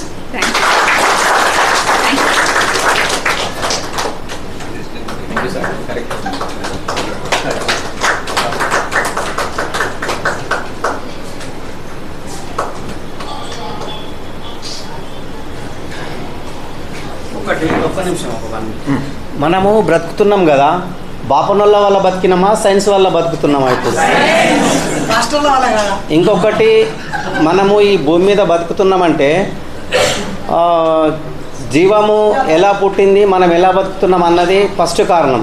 అంటే మన లోపల క్యూరియాసిటీ పెరగాలంటే ఫస్ట్ బాపనోడు చేస్తున్నది ఏంటి, ఈ చదువు వల్ల ఈ విశ్వము మనుగడ ఎలా సాగిస్తుంది, ఈ భూమి మీద జీవము ఎన్నిసార్లు చనిపోయింది, మళ్ళీ ఎలా వచ్చింది, ఇప్పుడు ఇంతకుముందు మళ్ళీ తర్వాత ఈ జీవం మొత్తం చనిపోతుందా, మళ్ళీ ప్రాణము మళ్ళీ ఇంకెక్కడైనా మళ్ళీ ప్రాణం పోసుకుంటుందా అన్నదానికి కూడా మన ఎంఎన్ఎస్ మీద చాలా బాధ్యత ఉంది. ఎందుకంటే బాపనోడు చేస్తున్నది ఏంది, చదువుకోకుండా మనమందరం ఇంత కష్టపడి ఎన్నో ఆలోచనలతోటి ఎన్నో ఇదిగా ఉన్నాం. దాన్ని మనం ఈ భూమిని ఎలా బతికించుకోవాలా, సైన్స్ ద్వారానే స్టడీ వల్లనే సాధ్యమవుతుంది. కాబట్టి మనం మూఢనమ్మకాల మీద చేస్తున్నాం కాబట్టి ఇది కూడా మన బాధ్యత, ఫస్ట్ బాధ్యత. ఇది మూఢనమ్మకం అంటే ఏదో ఎక్కడెక్కడో కాదు, భూమి మీద మనుగడ సాగించుకున్నది ఫస్ట్ మూఢనమ్మకం. దానివల్లనే భూమి ఎంతో ప్రజలని అంతా అల్లకల్లోలం చేసి అది చేసి ఇది చేసి వాళ్ళు ఎన్నో ఆలోచించకుండా చేసిరు బాపనోళ్ళు. అన్ని విధాల ఫస్ట్ ఎంఎన్ఎస్ మీద మన మీద భుజాల మీద ఉన్న బాధ్యత ఏంటంటే ఫస్ట్ సైన్స్ స్టడీ, దీని మీదనే మనం చాలా దృష్టి పెట్టి చేస్తే ప్రజల్లో కూడా మనం అందరి మనల్లో పొందుతాము. అరే వీళ్ళు పలానోళ్ళు రాబోయ్ మంచిగా చేస్తున్నారా అనే టాక్ కూడా వస్తుంది. దానికే కృషి చేయాలని నేను అందరినీ కోరుతున్నాను. ఇప్పుడు రిసోర్స్ పర్సన్కి కంక్లూడ్ చేస్తాం. Thank you sir. నాకు అవగాహన ఉన్న వరకు మీకు విషయం షేర్ చేసిన. సో యూనివర్స్ ఎట్లా, లైఫ్ ఎట్లా అన్న విషయం మీద మీకు ఒక ప్రాథమిక అవగాహన కల్పించడంలో ఎంతో కొంత సక్సెస్ అయినా అని అనుకుంటున్నా. Thank you so much. మనకి జనరల్గా కుతూహలం మంచి ప్రాథమిక లక్షణం. ఎవరైనా మనము నాస్తికులం అంటే ఫస్ట్ వచ్చే క్వశ్చన్, మరి నాస్తికుడు అయితే దేవుడు లేకపోతే లైఫ్ ఎట్లా వచ్చింది, ఇవన్నీ ఎట్లా వచ్చింది. ఈ అవగాహన మీకు దానికి ఉపయోగపడుతుంది అనుకుంటా. దీనికి కంటిన్యూషన్గా ఫస్ట్ సైనోబాక్టీరియా దగ్గర నుంచి ఆ తర్వాత లైఫ్ ఎట్లా ఎవల్యూషన్ అయింది అన్నది సార్ ఎక్స్ప్లెయిన్ చేస్తాడు. ఈ మేరకు నాకు ఈ అవకాశం ఇచ్చినందుకు, ఈ విషయాలను షేర్ చేసుకునే అవకాశం ఇచ్చినందుకు మూఢనమ్మకాల నిర్మూలన సంఘం అధ్యక్షులు నరేష్ అన్న గారికి, అదేవిధంగా సుజాతక్క గారికి, కుటుంబ సభ్యులకు అందరికీ మనస్ఫూర్తిగా ధన్యవాదాలు. At the same time Jai Bhim. Thank you one and all. Thank you. 3 జిల్లాల అధ్యక్షులు, ప్రధాన కార్యదర్శులు వేదిక మీద రిసోర్స్ పర్సన్స్